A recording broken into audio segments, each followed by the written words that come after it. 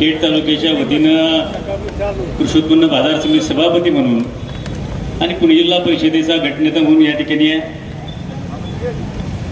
मी काय आंबेगाव तालुक्याच्या राजकारणामध्ये इंटरफेअर करायला आलेलो नाही, परंतु मित्रांनो, ज्या शेतकऱ्यांच्या बाजार समितीचा मी सभापती आहे, आज महाराष्ट्रामध्ये जी तुकाराम मुंडेंनी घेतलेली भूमिका आणि त्या भूमिकेला पाठिंबा द्यायला मी खऱ्या अर्थाने मंतरच्या चौकामध्ये, शिवाजी चौकामध्ये उभा आहे.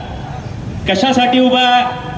की तुमच्याकडे ही सगळी भेसळ घडवण्याच्या पूर्वी आमच्या खेड तालुक्यामध्ये वरच्या पेठच्या आकाश हॉटेलच्या परिसरामध्ये हजारो लिटर बनावट पॅकेटच्या दुधाच्या पिशव्या त्या ठिकाणी टाकल्या गेल्या. सगळे ब्रँड होते त्याच्यामध्ये आणि त्या सगळ्या ब्रँडचा बनावट साठा त्या पेठच्या तिथे वरच्या बाजूला टाकला आणि तो साठा जसा पाऊस अवकाळी झाला तो आमच्या खेड तालुक्यामध्ये वाहत आला. आता एवढा वाहत आला की तो साठा बघितल्यानंतर ग्रामस्थ गडबडलाय. 10-12 लोकांना ऍडमिट करायला लागलं. आम्ही FDI संपर्क साधला की अशा प्रकारची घटना खेड तालुक्यामध्ये घडली आहे. साठा प्रचंड मोठा होता, जवळपास 10-15 हजार लिटर दूध आणि 10-15 हजार पिशव्या त्या ठिकाणी होत्या सगळ्या ब्रँडच्या. आणि मग सगळं नासलेलं दूध आम्ही त्याचे लॅबमध्ये पाठवलं. त्यातलं 80% दूध हे बनावट त्या ठिकाणी होतं. आणि मग असं बनावट दूध आम्ही सगळी यंत्रणा लावली, ते डिस्ट्रॉय केलं. FDI तक्रार केली की अशा प्रकारची परिस्थिती या ठिकाणी आहे.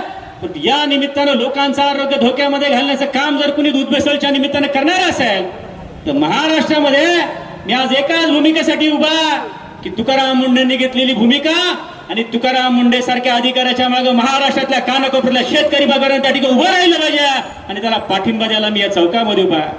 का उभं राहिलं पाहिजे? या महाराष्ट्रामध्ये तुकाराम मुंडे सारखे 100 अधिकारी झाले पाहिजे तर खऱ्या अर्थानं लोकांची व्यवस्था आणि लोकांचं जनजीवन अधिक सुकर त्या ठिकाणी. मित्रांनो, परवा दिवशी अलंकापुरी नगरीमधून आमच्याकडे माऊलींच्या पालखीचं प्रस्थान त्या ठिकाणी झालं. तुकोबारायांच्या पालखीचं प्रस्थान झाल्यानंतर या दोन्ही पालख्या आळंदीमध्ये आल्या. जेव्हा आम्ही पुण्याच्या परिसरामध्ये गेलो, दोन्ही पालख्या तिथं होत्या.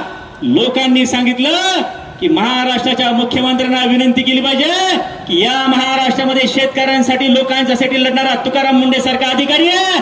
आणि जेव्हा पंढरीच्या पांडुरंगाला ही पालखी जाईल, जेव्हा महाराष्ट्राच्या मुख्यमंत्र्यांच्या हस्ते पंढरीच्या पांडुरंगाचं त्या ठिकाणी महापूजा होईल, त्यावेळी जनतेसाठी लढणाऱ्या अधिकाऱ्याला देखील, तुकाराम मुंडे सारख्या अधिकाऱ्याला देखील पंढरीच्या पांडुरंगाचा मान मुख्यमंत्र्यांच्या बरोबर द्या. का द्या म्हटलं? बघा, नावामध्ये काय असतं. जगद्गुरु तुकाराम महाराजांनी त्या काळामध्ये लोक सुधारायचं काम केलं, लोकांचं मन शुद्ध करायचं काम केलं. आणि या आधुनिक तुकाराम मुंडेंनी लोकांचं आरोग्य आणि लोकांचं अन्न सुधारण्याचं काम त्या ठिकाणी केलं. हा योगायोग असेल. परंतु आज या महाराष्ट्रामध्ये मी म्हणतो बाकी सगळ्या गोष्टीतला भ्रष्टाचार आपण खपवून घेऊ. अरे जीवन मरणाच्या प्रश्नाशी, जीवन मरणाशी, जिथं लोकांचं आरोग्य धोक्यात आहे, जिथं लोकांचं, लहान मुलांचं दूध कोण पितो? कोण दूध पितं? अरे कच्चे बच्चे जन्मल्यापासून तर 10-12, 15, 20 वर्षापर्यंतची मुलं जी व्यायामासाठी आमचे पैलवान ही दूध कोण पितो? आणि एवढ्या ह्या परिस्थितीमध्ये यांचं जर देखील या महाराष्ट्रामध्ये कुणाला जर काही वाटणार नसेल तर मी म्हणतो ते कुठल्या पक्षाच्या, कुठल्या नेत्यांच्या, कुणाचे काट, याच्यापेक्षा सडेतोडपणाने या महाराष्ट्रामध्ये जुन्नर आंबेगाव खेडची भूमी ही भीमाशंकराच्या आशीर्वादाची भूमी आहे. आणि या भूमीमध्ये जर कुणी चुकीचं काम करणार असेल तर त्याला शासन झालं पाहिजे.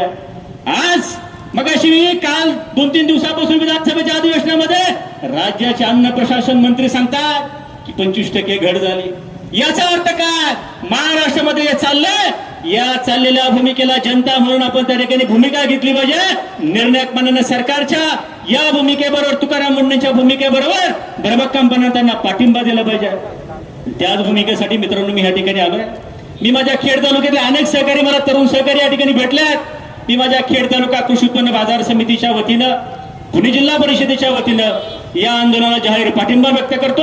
आणि महाराष्ट्राच्या मुख्यमंत्र्यांना माझी विनंती आहे की अशा कर्तबगार अधिकाऱ्याला संरक्षण द्या, अशा कर्तबगार अधिकाऱ्याला स्थैर्य द्या, अशा कर्तबगार अधिकाऱ्याला कारवाई करण्याचे अधिकार द्या. उद्या कुणाच्यावर किती मोठ्या खर्चावरती धाड पडली तर मुख्यमंत्री साहेब तुम्ही फोन करू नका, रे माझ्या जवळचा आहे, माझ्या कुणाचा तरी आहे, माझ्या, कारण का की लोकांच्या जीवाशी आहे.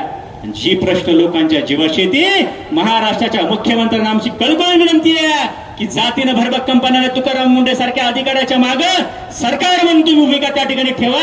आमच्या सगळ्या शेतकरी वर्गाचा त्यांना पाठिंबा आणि तो जाहीर करायला मी खेड तालुक्यावर आलोय. एवढंच या निमित्तानं सांगतो, अतिशय कठोरपणानं कठोरातली कठोर कारवाई जे कुणी इथे बेसळ प्रकरणामध्ये असेल त्यांना त्या ठिकाणी लावली पाहिजे.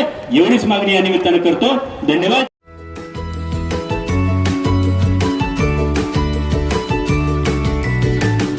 बातम्या शेतीच्या, बातम्या मातीच्या, बातम्या अन्यायाच्या, गुन्हेगारीच्या,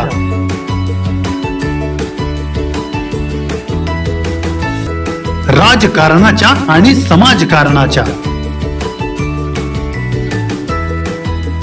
शोषणाविरुद्ध बुलंद आवाज, जनसामान्यांच्या हुंकाराची गाज, सत्कार्याला प्रोत्साहन,